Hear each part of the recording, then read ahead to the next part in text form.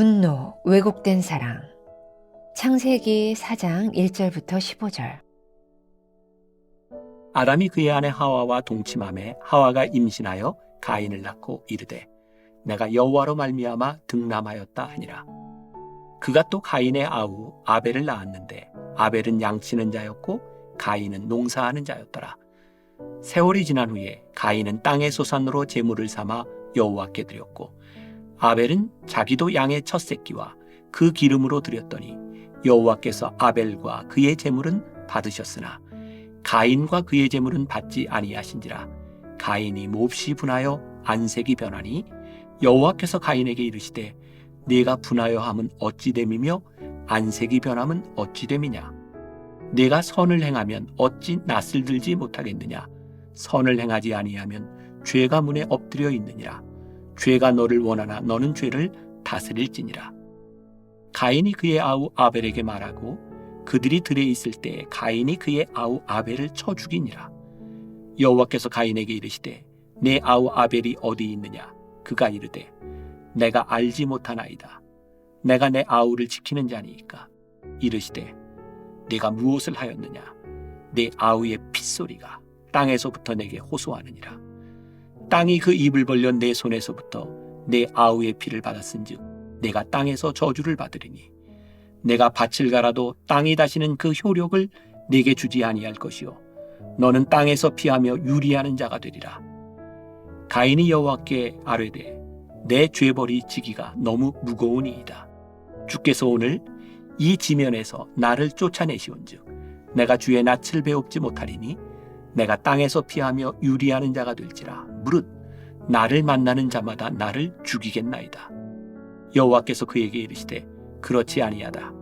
가인을 죽이는 자는 벌을 7배나 받으리라 하시고 가인에게 표를 주사 그를 만나는 모든 사람에게서 죽임을 면하게 하시니라. 분노 자체가 악이나 죄는 아닙니다. 분노는 기본적인 감정입니다. 하나님도 분노를 통해 사랑과 거룩함과 의로움을 드러내십니다. 그러나 성경은 성내지 말 것을 누차 강조합니다. 성내는 사람은 하나님의 의를 이루지 못하기 때문입니다. 분노는 그 힘과 영향력이 매우 파괴적입니다.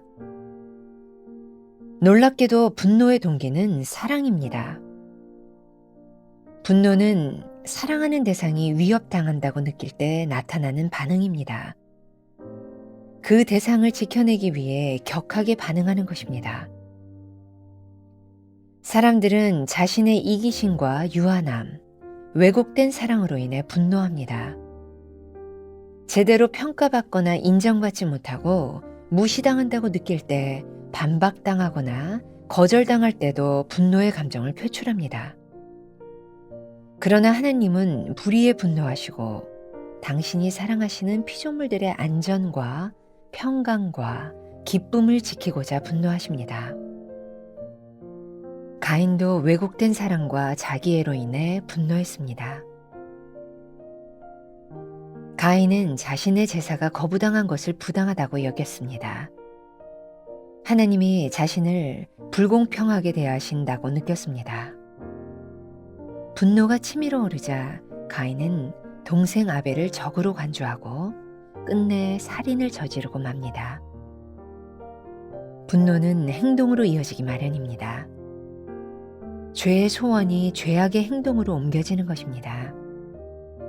그 때문에 하나님은 죄를 다스릴지니라 라고 말씀하십니다. 가인은 아벨 때문에 자신이 손해보고 있다고 생각했습니다. 아벨이 축복받았으므로 자신은 축복받지 못했다고 생각한 것입니다. 그러나 오해입니다.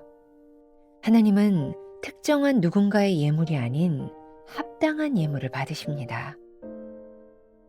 만일 가인이 자신을 돌아보았더라면 어땠을까요? 가인은 아벨과 함께 더 훌륭한 제사를 드릴 수도 있었을 것입니다.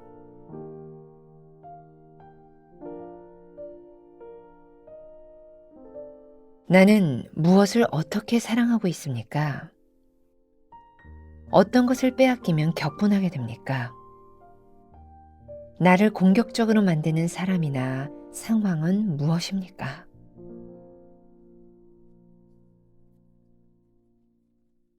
오늘은 1월 9일입니다.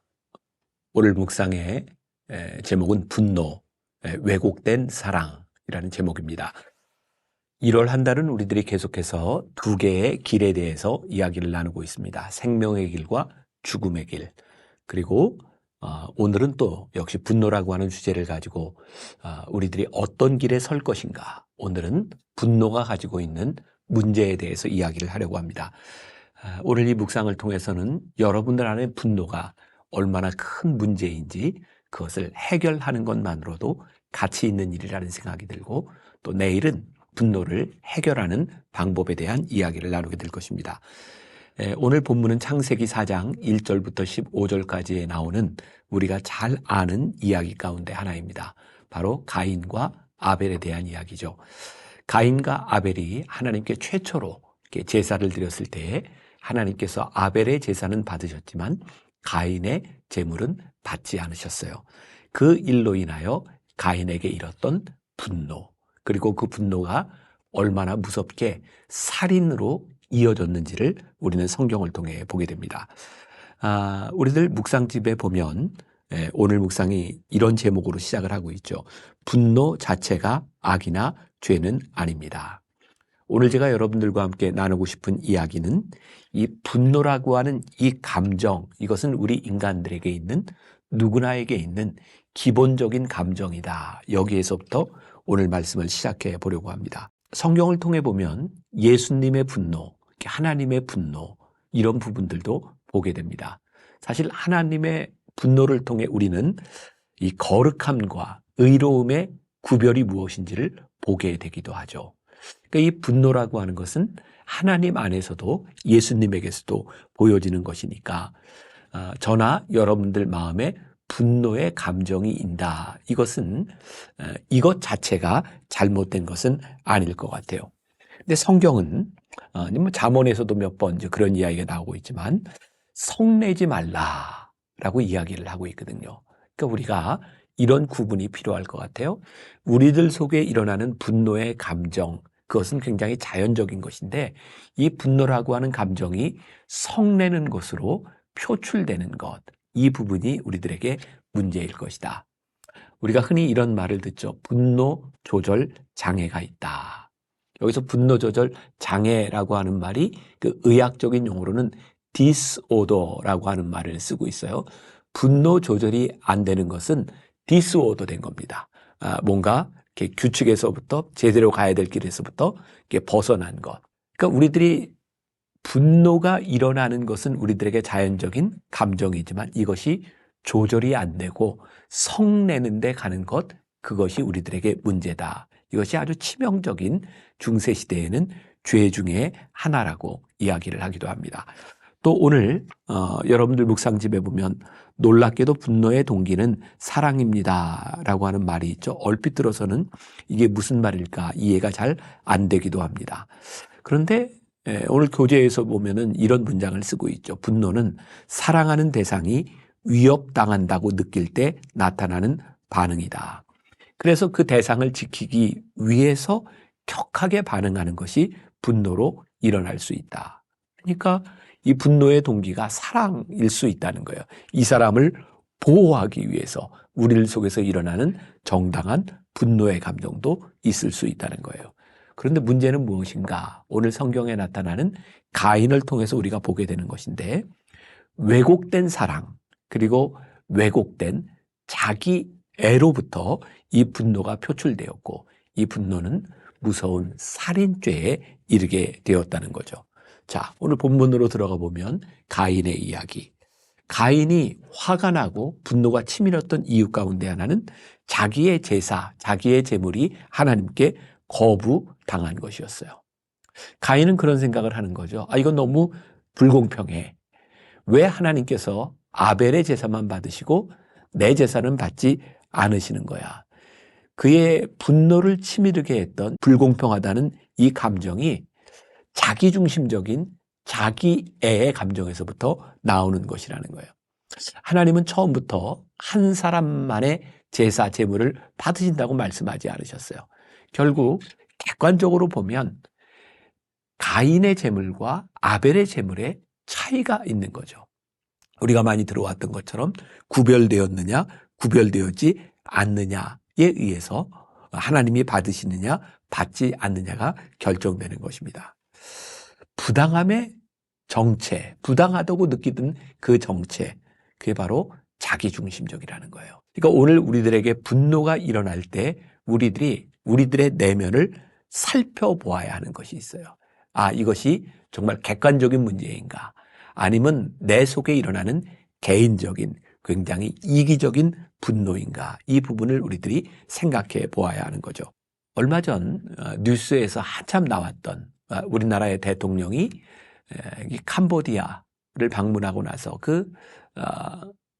대통령 부인이죠. 그 여사가 어떤 한 어려운 가정에 이렇게 방문해서 사진을 찍은 것 때문에 그게 빈곤 포르노다 이런 말을 썼던 적이 있습니다. 그런데 이 분노에 관해서도 학자들은 분노 포르노다 이런 말을 쓰기도 합니다. 이 포르노라고 하는 말이 무슨 의미일까요? 자기의 만족을 위하여 뭔가를 노출시키는 것. 이게 본래는 이제 성적인 의미로 쓰였던 것인데 요즘은 빈곤 포르노, 분노 포르노 이런 말도 쓰게 되는 거예요. 그러니까 내 속에 내 만족을 위해서 분노를 표출해내는 것. 아주 객관적이지도 않은 것. 이것을 분노 포르노라고 하는 말로도 표현하고 있는 거죠. 그러니까 이 분노라고 하는 자연적인 감정이 나쁜 것으로 표출되지 않도록 하기 위해서는 우리의 분노가 행동으로 이어지지 않도록 우리들이 조심해야 되는 거죠. 그래서 오늘 창세기의 본문 말씀 가운데 그런 부분이 나와요. 죄를 다스릴지니라. 굉장히 중요한 표현이라는 생각이 듭니다. 여러분들에게 일어나는 이 분노의 감정, 이것이 악으로 나타나지 않기 위해서 우리들의 죄를 다스리는 것, 그것이 오늘 우리들에게 필요하다는 거예요.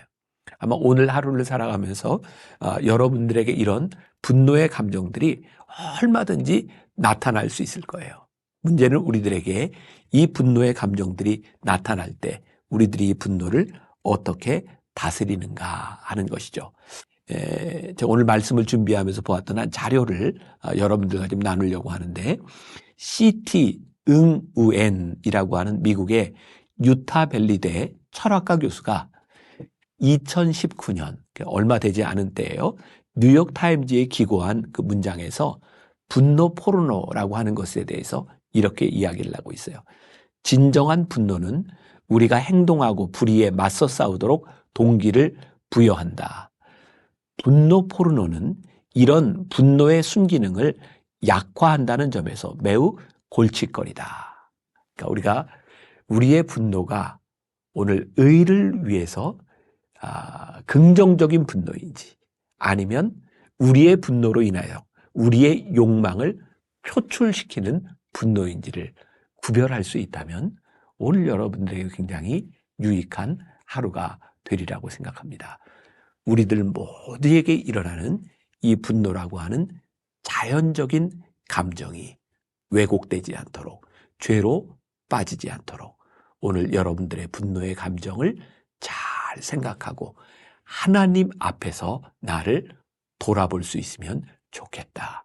그리고 혹시 우리도 가인처럼 이 분노로 인해 무서운 죄를 짓는 사람은 아닌지, 내 굉장히 이기적인 감정으로 인하여 이것이 불공평하다고 생각하면서 하나님 앞에서 나를 잘 바라보는 지혜를 우리들이 갖지 못하고 살아가는 것은 아닌지 하루를 묵상하며 승리하는 여러분들이 되시기를 간절히 소원합니다. 기도하겠습니다. 때때로 우리들의 마음속에 분노의 감정이 일 때가 있습니다. 성경은 우리들에게 그것이 죄라고 말씀하지 않습니다. 그러나 분노를 이기지 못하고 우리의 감정에 함몰되는 것을 죄라고 말씀하고 있습니다. 오늘 하루를 살아가는 동안 우리의 분노의 감정에 허물어지는 사람들이 되지 않게 하여 주옵시고 때때로 우리들 마음속에 분노의 감정이 일어날 때 이것이 어떤 것인지를 하나님 앞에 진실하게 바라볼 수 있는 귀한 성도들이 되게 하여 주옵소서. 예수님의 이름으로 기도했습니다. 아멘.